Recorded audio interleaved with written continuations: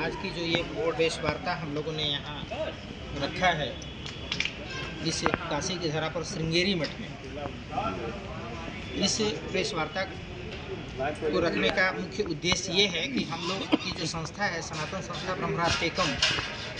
ये काशी से अयोध्या और अयोध्या से श्रीलंका तक प्रभु श्री राम पग यात्रा का आयोजन किया है।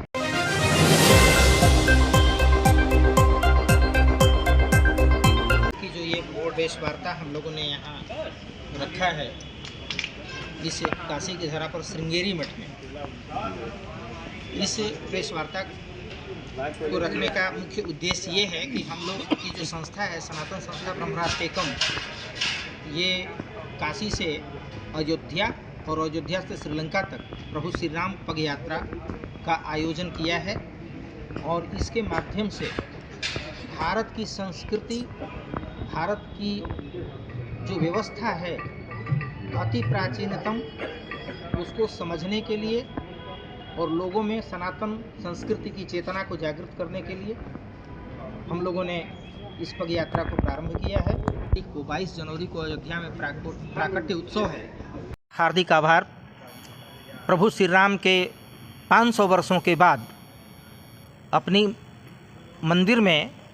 अवस्थित होने का जो प्राकट्य उत्सव मनाया जा रहा है 22 जनवरी को अयोध्या में, उसके उपलक्ष्य में हम लोग इतने आह्लादित हैं कि 2 फरवरी को हम लोग अपनी सनातन संस्था ब्रह्मराष्ट्रम जो काशी की संस्था है, यहाँ से प्रभु श्री राम जो वनगमन के समय जिस जिस स्थान पर रुके उस स्थान को होते हुए श्रीलंका तक 45 दिवसीय यात्रा हम लोग प्रारंभ कर रहे हैं। और इस यात्रा के अंतर्गत ही राष्ट्र को हम लोग एक संदेश देंगे कि हमारे राष्ट्र की इस आर्यावर्त की सनातन परंपरा क्या है और हम अपने संस्कृति को और अपने सनातन को कैसे बचाएंगे और इसको धारण कैसे करेंगे। इसमें कितने लोग सम्मिलित होंगे? इसमें संख्या बहुत है, संख्या का निर्धारण हमने अभी नहीं किया है, लेकिन जब काशी से उद्घोष होता है किसी भी धर्म के लिए, किसी भी नवज्योति के लिए, तो इसका आगाज संपूर्ण विश्व में होता है। कहाँ के लोग इस पग यात्रा में शामिल? पूरे भारतवर्ष से लोग हमारे पग यात्रा में शामिल हो रहे हैं। क्या व्यवस्था रखते हैं? व्यवस्था जो लोग हमारी संस्था के साथ चल रहे हैं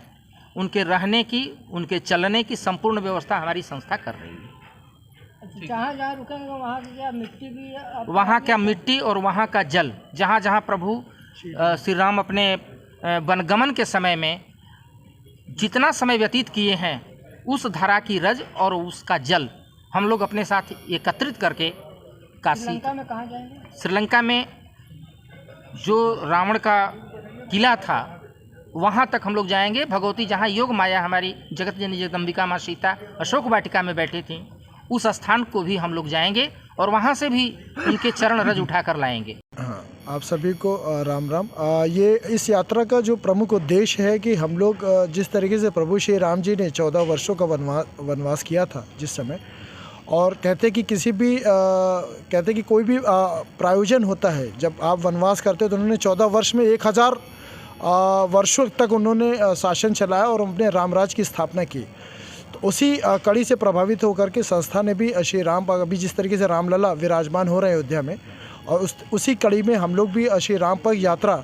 वहाँ 45 दिवस की लगभग 2 देशों के बीच में हम लोग करेंगे। लगभग 250 ऐसे स्थल केंद्र जहाँ जहाँ प्रभु श्री राम जी के चरण पड़े हैं, उन स्थलों पर हम लोग जाकर के वहाँ के प्रबुद्धजनों विद्वज्जनों के बीच में हम उनके विचारों को भी साझा करेंगे। और हम लोग एक उद्देश्य ये भी है कि हम लोग विश्व शांति और सद्भावना का एक प्रयास हम लोग जागृत करने का करेंगे कि जिस तरीके से पूरे विश्व में मानव कल्याण और मानव जाति जिस समय खतरे पे बनी हुई है, कोई इंसान को नहीं समझ रहा, इंसानियत खोती चली जा रही, मानवता खोती चली जा रही, ऐसे ही प्रभु श्री राम जी जिन्होंने 1000 वर्षों तक अपना शासन काल और आज तक हमारे इस कलयुग तक उनको याद किया जाता, तो ऐसे ही कल्पना, ऐसे ही भावनाओं को हम लोग अपने अंदर जागृत करते हुए इस यात्रा को हम लोग तय कर रहे हैं। शहरी जन की आवाज़ नौकाशी समाचार, ऐसे तमाम खबरों के लिए बने रहिए हमारे साथ।